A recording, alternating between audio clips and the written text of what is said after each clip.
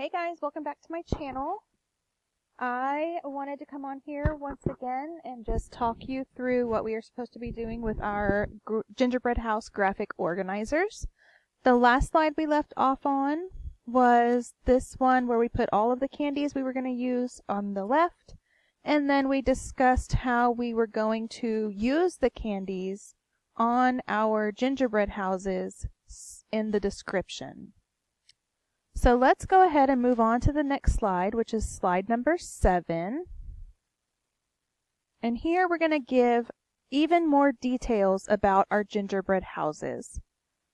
So the student directions say complete these boxes with detailed descriptions of each space in the house listed. So in the box on the left, you're going to type out a detailed description of the roof. So you're going to copy, or you're going to highlight all of the text, and then you can just start typing. So the roof is made of gingerbread, obviously. It is lightly iced. Lightly iced, giving the effect of snow, right? When you look at the gingerbread houses with the icing on top, it kind of looks like it's been snowing. You could say something along the lines of the roof is lined with, insert candy here, and then just come up with any other ideas that you can for the roof. Let's move on to the detailed description of the front door. So let's look at our example really quick. Here we go. So they've got kind of an elaborate front door. I don't know what it's made of. Let's read and see. Oh, let's see. Ginger snap cookies.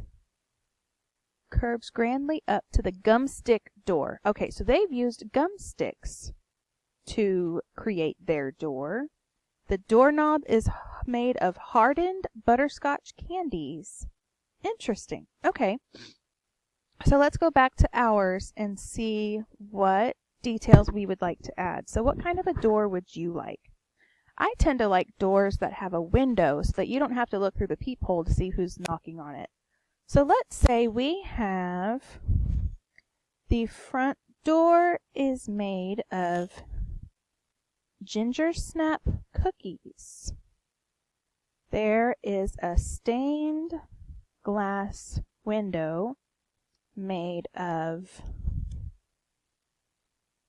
let's say, those melted Jolly Ranchers that we talked about in the slide before. So maybe all of our windows can be melted Jolly Ranchers. Is that how I worded it? Windows made of melted Jolly Ranchers. Okay, good. So you're going to go on a little bit about some of the descriptions of each of your items. And then when you've got a pretty good idea and you're ready to move on, you're going to click down to slide number 8. And you're going to give me the detailed description of the windows and shutters. So let's again look at our example. So their windows are, does it say about the windows? The large picture windows leading into the living room and dining rooms are outlined in red licorice. Okay, that makes sense. So you're going to,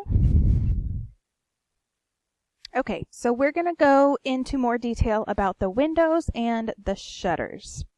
So we're going to select our text. Okay, so again, you can just kind of use your own descriptions here.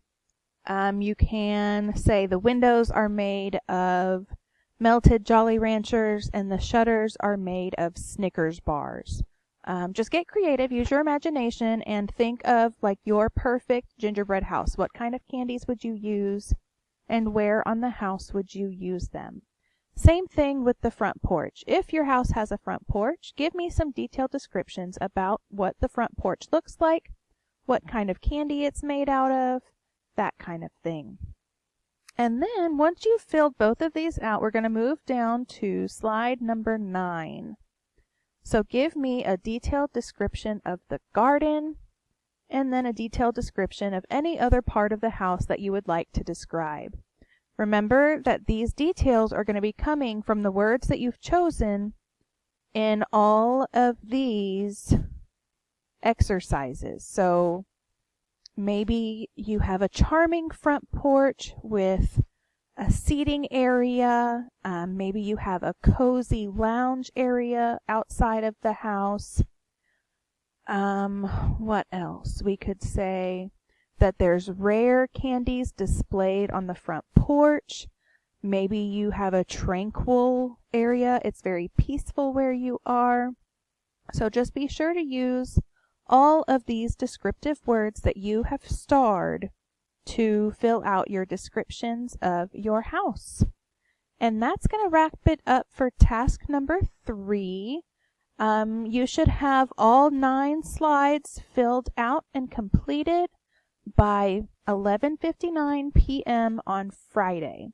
So if you need any help, remember you can always send me a message in a post right here on Teams. You can call me through Teams. I answer it pretty much as I get calls, unless of course it's too late in the evening, then I probably won't answer. But if it's during school hours or my conference hours, which are until about 4 o'clock, I will certainly answer. You can also email me anytime you have a question. How else can you reach me? I think that's about it. Call me through Teams, email me, or send me a post in the general post area right here. All right, guys. Well, I hope y'all have a great evening. Holler at me if you have any questions or if there's anything I can do to be of assistance. And I will see you next time. Bye.